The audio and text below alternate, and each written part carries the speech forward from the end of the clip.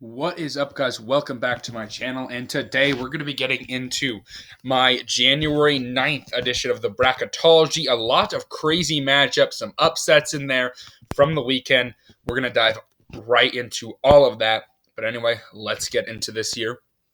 Starting out with the bracket watch, top of the seed is going to be Purdue after beating Illinois. I know Illinois was missing their star player, Sharp, but still a win for Purdue. Is a win, and Illinois is a good team. First team out, Florida Gators. They did lose this weekend to Kentucky. And then the last team in is going to be James Madison. They lost to Southern Miss. Now they are not, right now, an automatic qualifier. But Joe Lunardi still views them as a last team in. Or in the plan. So that's good for James Madison fans. Anyway, let's look at this bracket watch, though. On the bubble, we have the Cincinnati Bearcats, who, guess what? They upset the BYU Cougars. My BYU Cougars this weekend made my Cougars at home in the Marriott Center look bad. That was a big-time win for Cincinnati. They get that one. Now they're into this last four byes again. Then we have Providence, who've been kind of sliding. Texas Tech getting a big win versus Texas, and now you can see Texas isn't even in this. What the? I assume that's going to be Texas. The next four out is the second Texas Tech team, but Joe Lunardi made his mistake there, and then we have Colorado just barely holding on.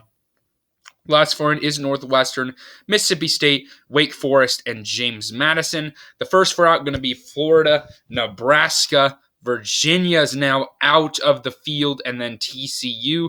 Then the next four out, New Mexico, Kansas State, Texas, and then Seton Hall beating Marquette.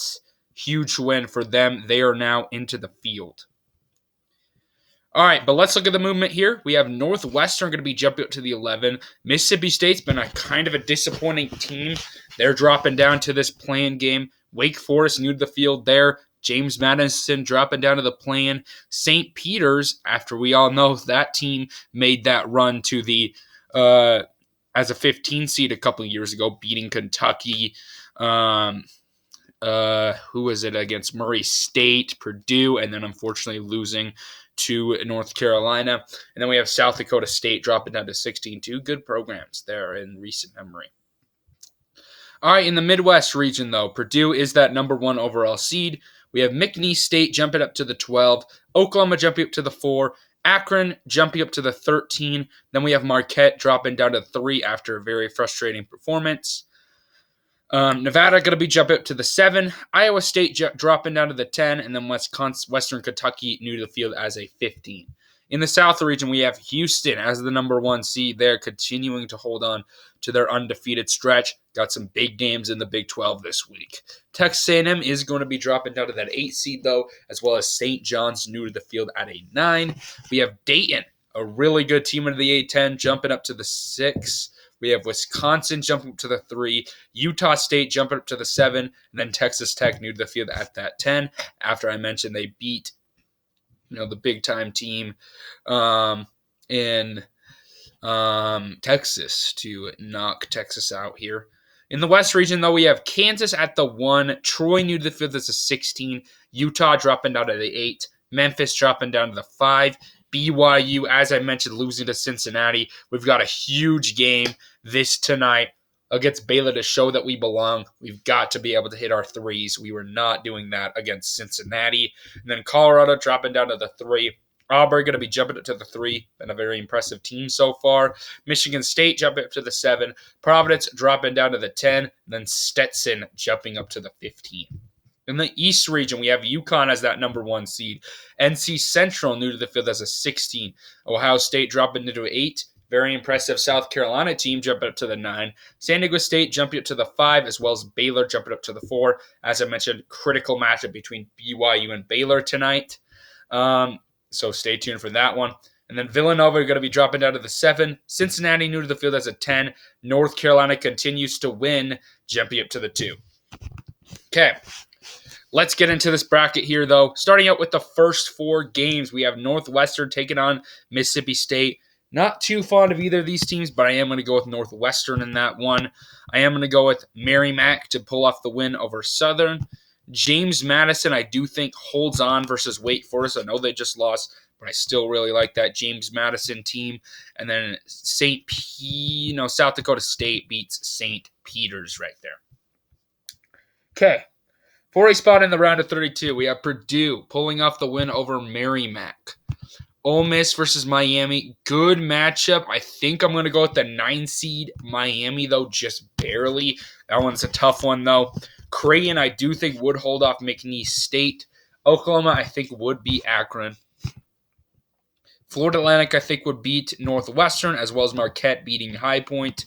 Nevada, I think, would beat Iowa State, as well as Kentucky beating Western Kentucky. So, really all chalk so far in that region. Forgot to mention Oklahoma got a big-time win against Iowa State this weekend. So that was good for them. That's why Iowa State was dropping. But moving on, we have UConn versus NC Central. I got UConn winning. South Carolina, I think, pulls out the other 9-8 upset over Ohio State. And then I'm going to go with the 12-5. Indiana State beat San Diego State. This is no discredit towards San Diego State. They're a really freaking good team. Don't get me wrong, but I'm a believer in this Indiana State team. There was a reason why I moved this team into the Sweet 16 in the previous video. This is a good team. And then Baylor versus UC Irvine. I'm going to go with the 13-4. I'm just not a believer in Baylor. And maybe they change my mind at 7 o'clock tonight. We'll see what happens. But UC Irvine is a good team that's been in the tournament a few years. I think they get this one over Baylor and pull off the win. And then we have a 12 versus a 13 matchup in that round of 32. Interesting there. And then another upset, James Madison over Bama. If you've been watching my channel as well, not a believer in Alabama. Believer in James Madison. James Madison coming off the first 4. Usually at least one of those first 4 teams pulls off the win. This time, I think it's James Madison. They move on past the Crimson Tide. Illinois, I do think, would be able to beat Fort Wayne to end that upset streak. And then we have Villanova, Cincinnati. Cincinnati's an interesting team, as well as Villanova. I do think I just barely trust Villanova a little bit more at this point, but that one can go either way. And then North Carolina, I do think, will pull off the win over Drexel. So there you go. We have some upsets in that region. Over here, Houston versus St. Peter's. I will go with the Cougars of Houston. Texas A&M, St. John's. Texas A&M has been a frustrating team, but I still believe in that team over St. John's. Give me them to win. Colorado State, Oregon, 5 versus a 12 seed. I think I would have to give that one to Colorado State there, as well as Duke beating Weber State. Dayton, Grand Canyon, another interesting matchup. I'm going to have to go with the Flyers. I really like that Grand Canyon team, but I think that one would be a little bit too tough for them. Give me Dayton. Wisconsin, Moorhead State. I'm going to have to go with Wisconsin in that game. Utah State, I think, would fall to Texas Tech. Give me the 10-7 upset right there. And then Tennessee, going to move on to past the round 1 over Colgate. Okay, down here, Kansas versus Troy. Give me the Jayhawks of Kansas.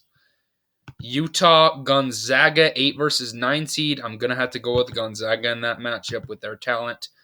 Memphis versus Princeton, 5 versus a 12 seed. Going to have to go with Memphis. Clemson, I do think, will hold off Samford.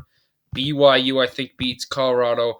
Auburn, I think, pulls off the win over Vermont, as well as Michigan State surviving versus a good Providence team. And then Arizona beats Stetson. So another kind of chalk region besides the Gonzaga win. All right, for a spot in the Sweet 16, Purdue, I think, holds off Miami. Could be an upset there, but I do like Purdue in that matchup. Creighton, Oklahoma. Oklahoma, I know they just beat Iowa State. They are a good team, but I do like the talent of Creighton in that particular matchup. Give me them to move on. Florida Atlantic versus Marquette. Interesting game. I'm going to go with the 6-3 upset. I'm just kind of losing faith in this Marquette team. They've been a little bit too inconsistent, and we just saw last year this Florida Atlantic team was able to go on a run. So I'm going to trust that Florida Atlantic team in the upset there, but I do think I would go with Kentucky to pull off the win over Nevada. And then down here, UConn versus South Carolina. Give me UConn to move on. Indiana State, I think, would be able to pull off the win over UC Irvine. Illinois, I think, would hold off James Madison. And then a battle of two blue blood teams, Villanova, North Carolina. I am going to have to go with North Carolina. So we do have the 12 seed, so not chalk there. We have a 12 seed in the Sweet 16. Over here, Houston, Texas A&M. Give me Houston to move on. Colorado State, Duke. 5 seed versus a 4 seed. I am going to have to go with the Blue Devils in that matchup. Now I'm going to go with another 6/3 upset here. Give me Dayton. So all 6 seeds who have moved on so far have moved on to the Sweet 16. Wisconsin's a good team, but I don't trust them in a good Dayton team right there. Give me Dayton to move on. And then Tennessee versus Texas Tech. I'm going to go with the 10/2 upset. I'm a believer in Texas Tech. They played really well this weekend. Not a believer in Tennessee. If you watched my bracketologies, there's just something about them. You have those gut feeling teams every year. You've got to trust that. And at this point, if I start to get back on the Tennessee train, I will. But right now, still not a believer in that Tennessee team. So give me Texas Tech as the 10 seed to move on. All right, moving on. Kansas Gonzaga. I will have to go with the Jayhawks there. That is two really freaking good programs going at it. But give me the Jayhawks. And then Memphis, I do think would be able to hold off Clemson.